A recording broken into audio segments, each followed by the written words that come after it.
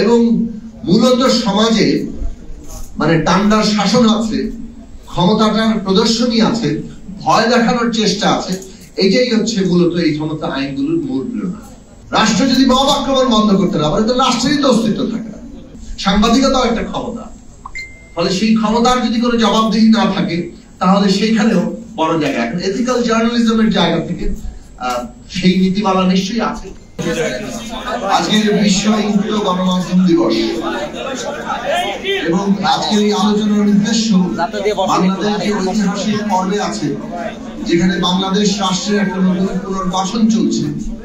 সেই পুনর্গঠন পর্বে গণমাধ্যমের কি ভবিষ্যৎ হবে, আমরা আমাদের দলের পক্ষ থেকে পরিষ্কার করে বলতে চাই, ন্যূনতম একটা গণতান্ত্রিক ব্যবস্থার প্রাথমিক শর্ত হচ্ছে সেখানে গণমাধ্যম স্বাধীনভাবে কাজ করতে পারে কিনা।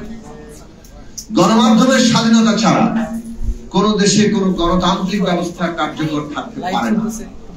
ফলে বাংলাদেশের গণতান্ত্রিক ব্যবস্থা কার্যকর প্রতিষ্ঠা করা কিংবা যারা গণতন্ত্রের পক্ষে নিজেদের অঙ্গীকার রাখতে চান তার প্রাথমিক ব্যাপার হচ্ছে তারা গণমাধ্যমের স্বাধীনতার পক্ষে কাজ করবে।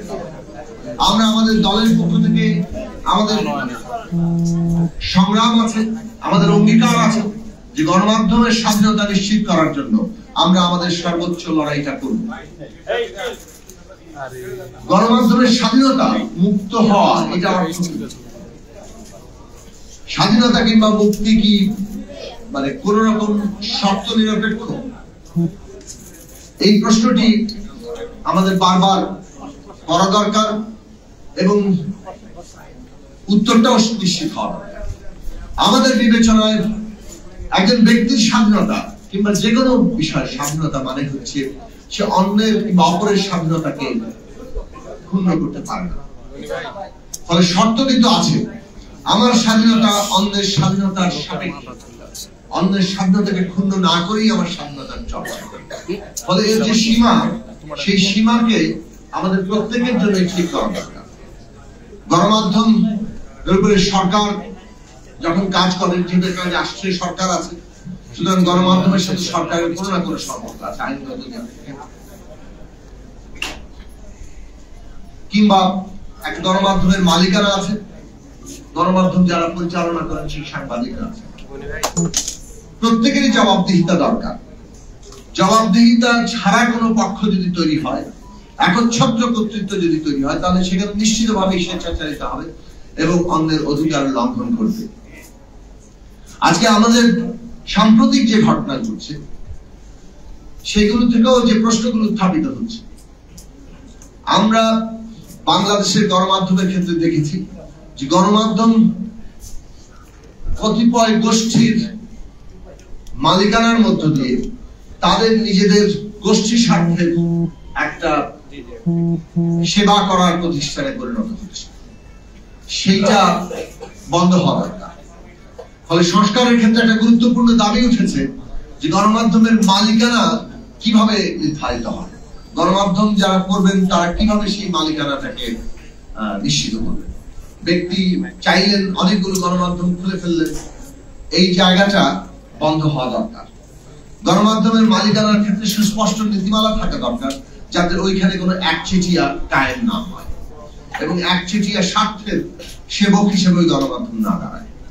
এটা গুরুত্বপূর্ণ সংস্কারের অংশ। রাষ্ট্রের এমন কোনো আইন থাকা চলবে না সরকার যাতে গণমাধ্যমের গলা টিপে ধরতে পারে।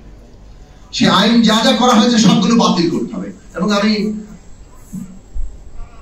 নিউ এজ এডিটর নুরুল কবির ভাইয়ের সাথে একমত, যেগুলো নিয়ে ইতিমধ্যে দীর্ঘ লড়াই হয়েছে সেই সব বিষয়ে সংস্কারের রিপোর্ট পর্যন্ত অপেক্ষা করার কোনো দরকার ছিল। বর্তমান অন্তর্বর্তী সরকার জনগণের অভ্যুত্থানের শক্তির উপর দাঁড়িয়ে জনগণের যে সমস্ত দীর্ঘ লড়াইয়ের কতগুলো কনসেনসাস ছিল সেই সব বিষয়গুলো দ্রুত বাস্তবায়নের মধ্য দিয়ে তারা সেই সব জায়গায় যেতে পারতেন। কিন্তু এই যে জায়গায় না যাওয়া, সেটা অনেক দিক থেকেই যখন একটা নতুন বন্দোবস্তের দাবি আসে, নতুন একটা আইনের দাবি আসে, তখন সেটা দীর্ঘসূত্রিতা করার মধ্য দিয়ে অনেক সময় পুরনো জায়গাটাই আবার ধীরে ধীরে জায়গা করে নিতে সক্ষম হয়। আমরা অনেক ক্ষেত্রেই পুরনো বন্দোবস্তকেই জায়গা করে নিতে দেখছি। পুরনো লোকেদেরই নানান কর্তৃত্ব প্রতিষ্ঠা হতে দিচ্ছে। সেই জায়গাটা বন্ধ করা দরকার।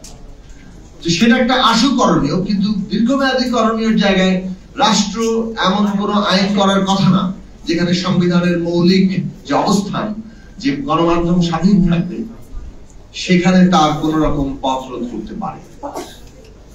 এখন যে দেশে আইন থাকে যে অন্য রাষ্ট্রের সাথে সম্পর্ক খারাপ করতে পারে এমন নিউজ করা যাবে না, এটা দিয়ে যে কোনো কিছুকে দমন করা যায়।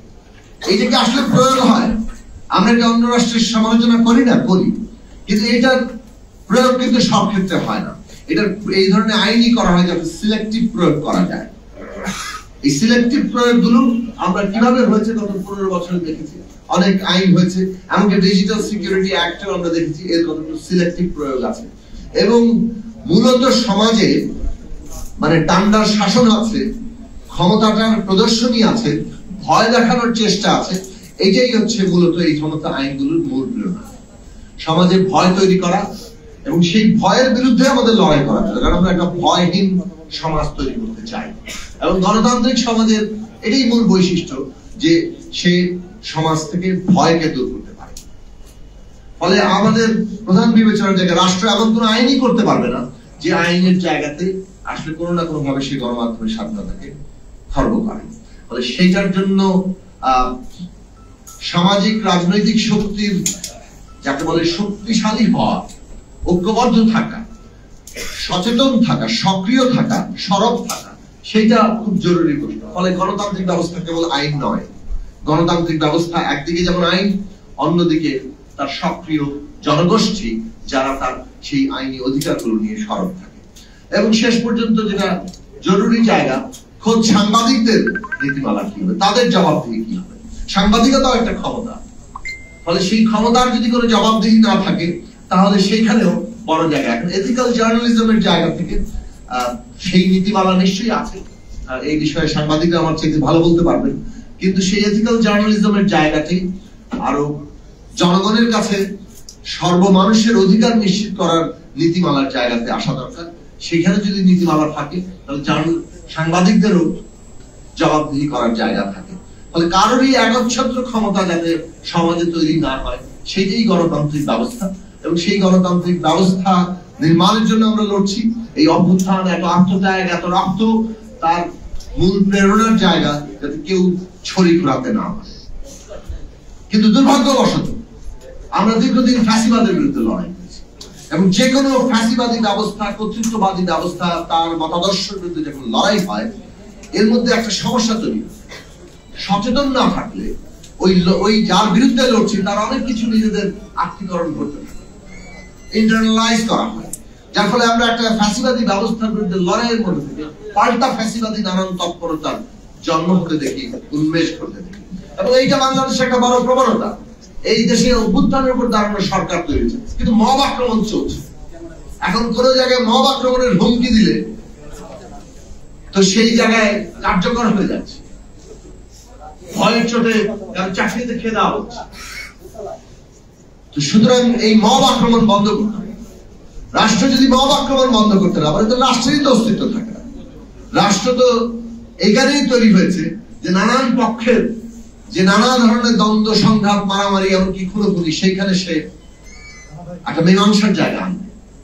তো সুতরাং মব আক্রমণ, যেহেতু আমরা লড়াই করেছি, অতএব আমরা জুলাই লড়াইয়ে থাকার কারণে আমরা মব আক্রমণ করার ক্ষমতা অর্জন করেছি, এইটা যারা মনে করেন তাদেরকে প্রতিরোধ করতে হবে, এবং না হলে আমাদের গণতন্ত্র ধ্বংস হবে। সুতরাং আমরা একটা প্রবণতা দেখতে পাইছি, আমরা যা বলবো তা হবে, না হলে আমরা দৌড়ানি দেব। এই সমস্ত প্রবণতা যারা করেন তারা মোটেই গণতন্ত্রের পক্ষের লোক নয়। এবং এইটা হাসিনাগিরি, হাসিনার বৈশিষ্ট্য নানান ভাবে সমাজে যে ছড়িয়ে আছে তার নানান পুনরুৎপাদন আমরা দেখতে পাচ্ছি। কাজে গণতন্ত্র রক্ষা করা মানে হচ্ছে ফ্যাসিবাদী একজনের বিরুদ্ধে লড়াই করা না, যে কোনো ফ্যাসিবাদী প্রবণতা এবং ব্যবস্থার বিরুদ্ধে লড়াই করা, তার আইনি কাঠামোর বিরুদ্ধে লড়াই করা। সেই জায়গা থেকে গণমাধ্যম বাংলাদেশে কেন সারা পৃথিবীতে এখন আজকে রাষ্ট্রের নতুন গণতান্ত্রিক ব্যবস্থায় প্রধান আশ্রয়ের জায়গা দাঁড়াচ্ছে। গণমাধ্যম যাতে সেই আশ্রয়ের জায়গা হতে পারে, আদালত যেমন আশ্রয়ের কথা বলা হয়, গণমাধ্যম আদালত যদি এমনকি মানুষ মাথা ঠুকে না পায়, তাহলে শেষ পর্যন্ত গণমাধ্যমের কাছে যেতে পারবে। সেই রকম ভরসার জায়গায় যেদিন বাংলাদেশে তৈরি হবে, আমরা বুঝতে পারবো বাংলাদেশে সত্যি সত্যি একটা গণতান্ত্রিক ব্যবস্থা থেকে যাচ্ছে। আশা করি আমি আমার কথা শেষ করতে পেরেছি। আপনাদের সবাইকে ধন্যবাদ। আবারও আমাকে এখানে আমন্ত্রণ জানাবেন।